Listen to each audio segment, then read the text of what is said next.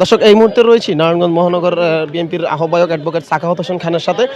সাখাওয়াত ভাই, আজকে যে এত বড় একটা মিছিল আপনারা করলেন, গতকাল রাতে আপনারা ঘোষণা দিয়েছিলেন যে আজকে একটা সর্ববৃহৎ 10,000 নেতৃবৃন্দ নিয়ে একটা মিছিল করবেন। আমরা আরো অধিক অনেক নেতৃবৃন্দ এসেছে বা বিভিন্ন জায়গা থেকে যারা, তারাও আজকে আপনাদের সাথে একতা প্রকাশ করছে যে শেখ হাসিনার রায়টাকে কেন্দ্র করে যে আপনারা মিছিলটা করলেন, এতে যে এত জনস্রোত আপনারা তৈরি করলেন, এতে একটা মেসেজ কি দিলেন সাধারণ জনগণের প্রতি?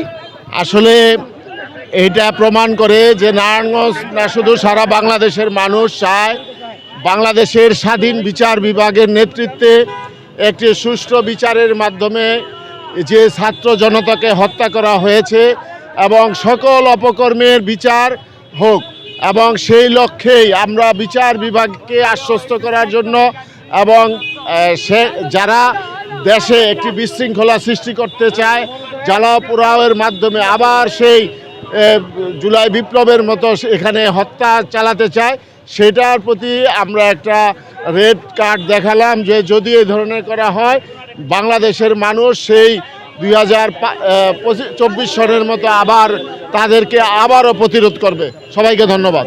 সাকাত ভাই, একটা বিষয় আপনারা দেখেছি সামাজিক যোগাযোগ মাধ্যমে বিভিন্ন সময় রিয়া গোপ সহকারে যারা যারা মৃত্যুবরণ করছে 5ই আগস্টে, তাদেরকে নিয়েও আপনারা বিভিন্ন সময় উদ্বেগ প্রকাশ করেছেন। কিন্তু একটা বিষয় থেকে যায় যে তাদের যে বিচার, তাদের যে পরিবার, তারা কিন্তু আপনারা যারা রাজনীতিবিদ রয়েছেন প্রথম সারির, আপনাদের একটা দায় রয়েছে এই বিষয়টা নিয়ে। আপনারা আপনাদের সেই নিজের ব্যক্তিগত দায় থেকে হয়তো আজকে এই ঘটনা করছেন। তাদের পরিবারের প্রতি আপনাদের মেসেজটা থাকলো কি, যারা ছেলে সন্তান হারিয়েছে, যারা মেয়ে হারিয়েছে? আসলে যারা ছেলে সন্তান হারিয়েছে, পিতা ভাইকে হারিয়েছে, তাদের গ্যাপ পূরণ করার এই দুনিয়াতে সম্ভব না। তারপরেও আমরা তাদের ব্যথায় সমভাবে ব্যথিত হতে চাই। আমরা তাদের বিচারটা যাতে প্রতিটি পরিবার বুঝতে পারে যে তাদের অন্যায়ভাবে যে হত্যা করা হয়েছে তাদের সন্তানদেরকে, সেটার একটা সুষ্ঠু বিচার বাংলার মাটিতে হলে তারা আশ্বস্ত হবে এবং তারা মনে একটা তৃপ্তি পাবে যে তার ছেলের হত্যার, তার সন্তানের হত্যার বিচার হয়েছে। সেই লক্ষ্যে আমরা কাজ করছি।